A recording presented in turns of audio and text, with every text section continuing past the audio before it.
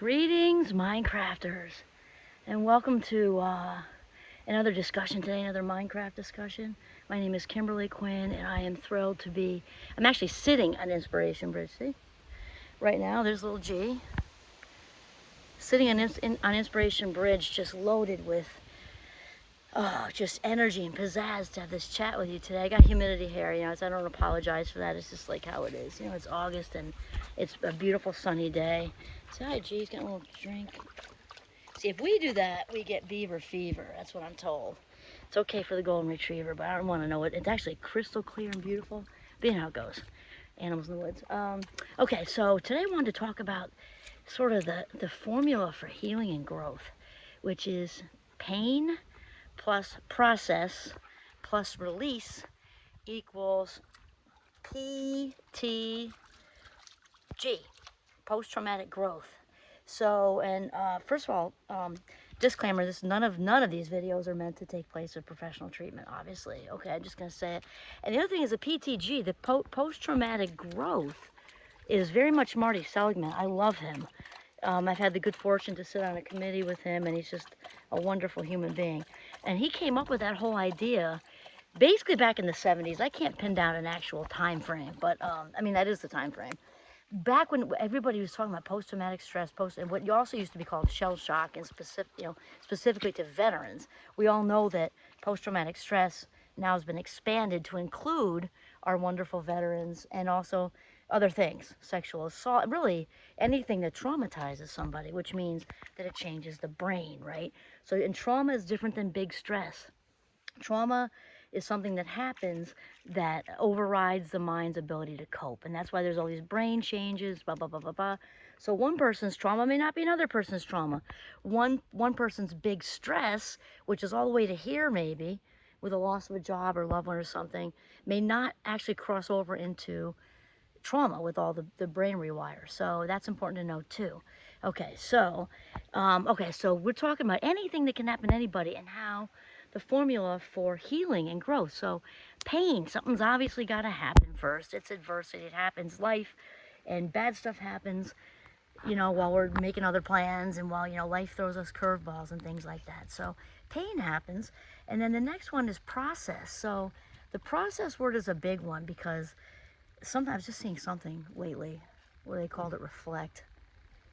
I want to say it was Jay Shetty. Also good. I just like the process word because I think it's a little bit more descriptive. Reflect makes it seem like we're kind of, I don't know. I like the process word because, and this may need professional treatment, right? But the whole thing is about, we've got to process it yet not reside there. That's where it gets tricky. So especially with anger, and it can be whatever we're processing when there's, any kind of the negative emotions, which is what we're talking about. We don't typically, resilient, when we're talking about resilience, which is what we're talking about, we're talking about healing and post-traumatic growth, we're not usually trying to work through that promotion or, that huge increase in salary or something. We're good with that. It's usually when there's something negative, and maybe on the scale of negative and adversity, like there, right? Okay, so thing happens, whatever thing happens, pushes buttons, has us on, a DEFCON 4, and then we process it by really working through it, with professional treatment maybe, or depending on the severity, with our safest good people, depending on what it is. Oh, gee, found something making noise. Depending on what it is, it might be in the big stress area, not all the way here, right? And so processing means to think about what happened, yet, and the point is not reside there. So we need to be validated. There's a human being out there who doesn't need to be heard and seen. I mean, as they're seen and heard, however you want to say it. I don't care how much money they make. I don't care about their culture, their religion, and whatever demographics, doesn't matter. As human beings, we all need to be seen and heard and seen. And so, and the part with yet not reside there, I'm thinking specifically with anger because it's such an easy example. Anger needs to be validated, preferably sooner rather than later. Also, if we take it farther, if we actually are living there and stirring it up and residing there, that's bad. Because remember that thoughts come first and feelings second, actions or behavior last. So if we're residing there and our thoughts are all full of angry thoughts, whatever happened in 2012, we're then going to bring the feeling of anger back into 2022 and then act on it as if it happened, now.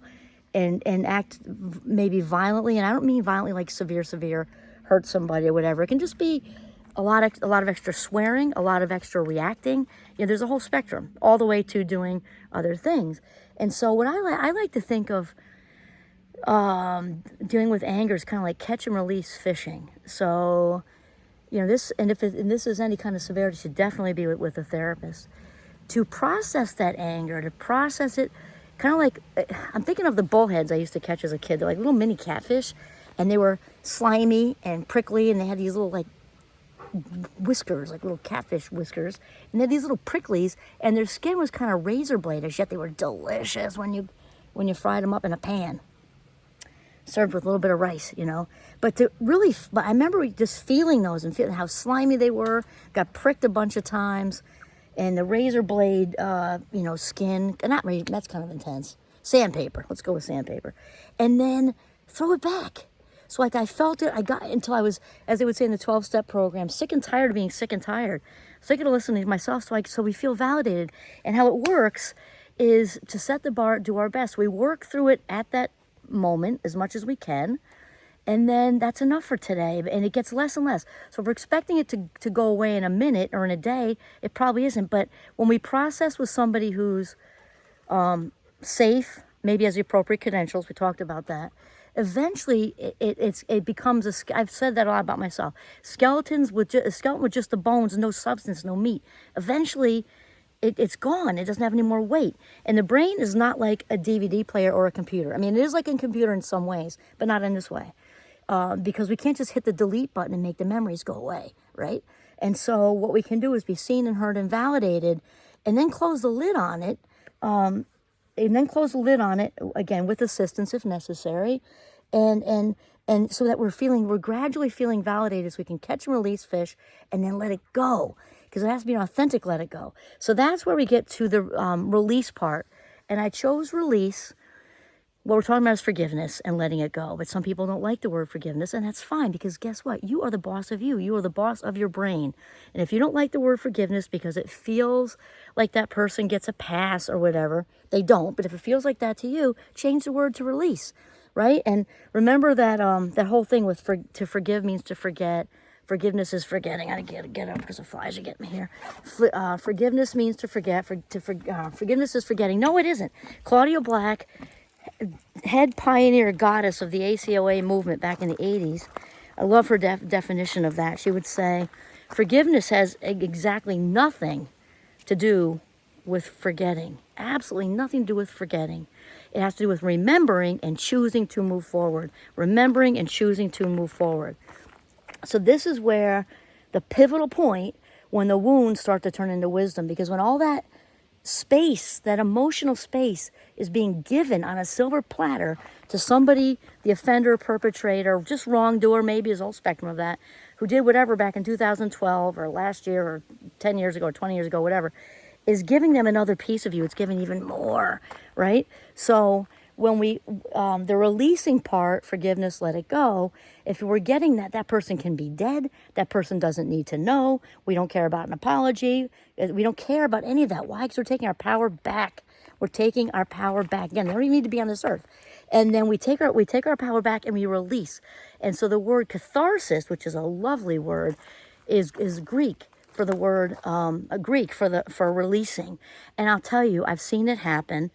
And it's amazing when a person actually has a catharsis. Oh, I hear an animal. When a person has a catharsis, it's like this immediate emotional weight loss. It's like losing 50 pounds pretty immediately. And I'll give you a visual. It's Hollywoodized, but a visual for catharsis would be if you've ever seen Good Will Hunting with Matt Damon and Robin Williams, my other favorite. Oprah and Robin are my two besties as far as celebs go. And my third Jeep will probably be named Robin. The current Jeep is Oprah. First one was Aretha. Robin, love him. I will always love you, Robin. And so if you watch him acting in that with Matt Damon, who's had so much buildup and so much happen to him, eventually when he lands with his very safe, amazing therapist played by Robin Williams, if you watch that scene, which I use in my classes actually, that is a Hollywoodized but very accurate, very, very accurate picture of what a catharsis can look like. And then once we release all of that built up energy about and let go of the shame and the blame and all the crap, as Wayne Dyer says, get rid of the junk. Blah, just like throw it up. It's also happened with me. It's also happened with me. I wasn't going to say that, but now I am, because I'm just authentic, and why not? I have had huge catharsis. I actually had it in the Jeep. I even know where I was. It just, my first Jeep. Blah.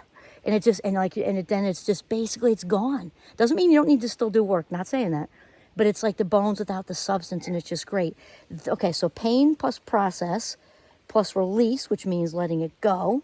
Okay, remember, we're not residing in the process. We're going to process, then lid, and then maybe take it on another next week in therapy, whatever. And then release, and then healing, because now all of a sudden, once we've gotten rid of the junk, as Wayne Dyer would say, we now have this space for all this good stuff. We have the space for all this good stuff, and we become more aware of our own authenticity, all the stuff that was shoved down when our authentic self moved over into the driver's seat or the trunk even. And now she, he, they are back. I mean, they never left. They were just kind of politely waiting to be invited to return. And now we just become so much more aware. The energy is amazing. And we have this new awareness of everything we have to give to the world. That loving energy just takes over. So pain plus process plus release leads to healing and PTG, which is post-traumatic growth. Yay. Awesome. This is Kimberly Quinn and little Giovanni signing off from the beautiful, very serene woods in northern Vermont. Have a mindful day.